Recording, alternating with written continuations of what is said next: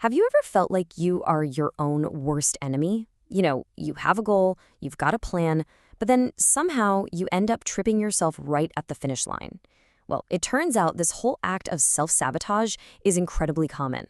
So today, we're going to pull back the curtain and really look at the mechanics behind our most self-destructive habits. Right, let's just dive straight into the big question because it's a huge paradox when you think about it. We all want to be happy, we want to be successful, healthy, all the good stuff. So, why on earth do we so often pick behaviors that send us in the exact opposite direction? It really doesn't seem to make any logical sense.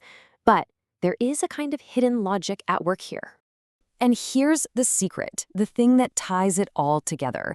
Nearly every single self-destructive habit we have starts out as a pretty misguided attempt to protect ourselves. What we're doing is we're making a trade. We're swapping our long-term happiness for just a moment of relief right now. It's all about escaping that discomfort in the present, even if we know it's going to create a way bigger problem down the road. So to really get a handle on this, we have to stop seeing these habits as just one-off mistakes. They're not. They're actually part of a recurring cycle. And it's a cycle that's usually running on autopilot, just below the surface. So let's break down some of the most common traps people fall into. Okay, first things first, it all starts right up here in our heads. Before we do anything, we think. And a lot of the time, our own thought patterns are the very first roadblock we hit. Let's talk about overthinking. I mean, it feels productive, doesn't it? Like you're being super thorough and responsible, but really, it's just an illusion of control. You're not actually solving anything. You're just hitting rewind and replaying the same problems over and over, looking for some kind of perfect answer that, frankly, doesn't exist. It's a habit that's totally rooted in the fear of getting something wrong, but all it does is lead to paralysis and leave you feeling completely drained. Now, overthinking has a close cousin, and this one is way more dramatic. We're talking about catastrophizing. This is when your imagination basically turns into a horror movie director. It takes one small, tiny problem and just blows it up into a full-scale, world-ending disaster. Think about how this plays out. Maybe you make a small typo in an email at work, a tiny setback. But your mind doesn't stop there. Oh no, it jumps straight to, I'm definitely getting fired, which then becomes, I'll be unemployable forever. And before you know it, your heart is pounding, your palms are sweating, your body is physically reacting as if this is all really happening. You're left with real, genuine stress over a complete work of fiction your mind just wrote. And of course, those thought loops that get stuck in our heads, they don't just stay there. They inevitably spill out into what we do, or sometimes what we don't do. And this is how our behaviors become the very walls of a prison we build for ourselves. Ah, perfectionism. It's a classic. We love to tell ourselves we just have high standards. But let's be honest, more often than not, it's a shield. It's a fear of being criticized that's so strong, we'd rather just not finish something at all than put out something that someone, somewhere, might judge as flawed.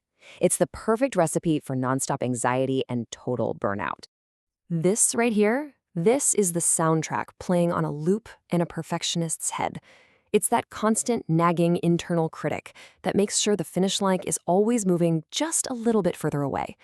It doesn't matter how much you achieve, this one thought keeps you stuck. Polishing the same sentence for 3 hours or redesigning a project for the 10th time, all to avoid that terrifying moment of finally saying, okay, it's done. And what about something that looks really positive, like people-pleasing? From the outside, it just looks like you're this incredibly kind, super generous person, always willing to help. But if you look under the hood, the engine driving it is often fear. It's the fear of being rejected, the fear of disappointing someone, a fear so strong that you say yes, even when every fiber of your being is screaming no. And that brings us to our last category, which might be the most powerful one of all, emotional traps. This is all about how we deal with, or more accurately, how we avoid the tough feelings.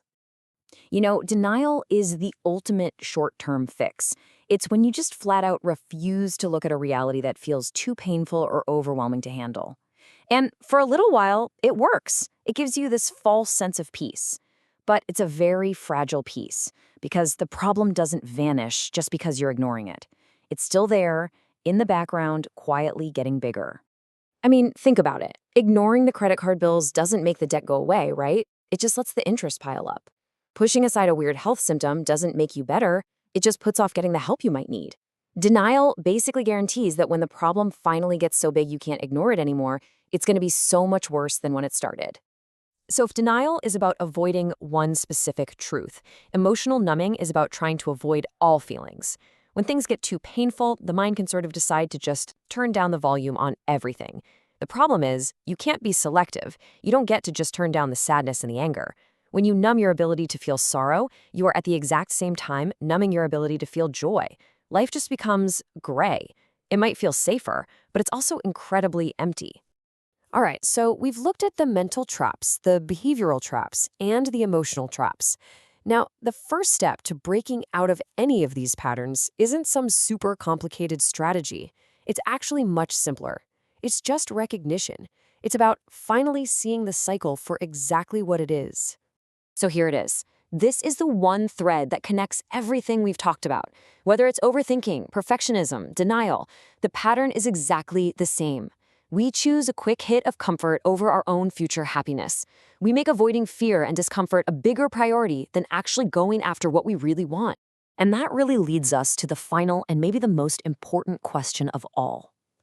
As you look at these patterns, these cycles, and these traps, which one of them is writing your story?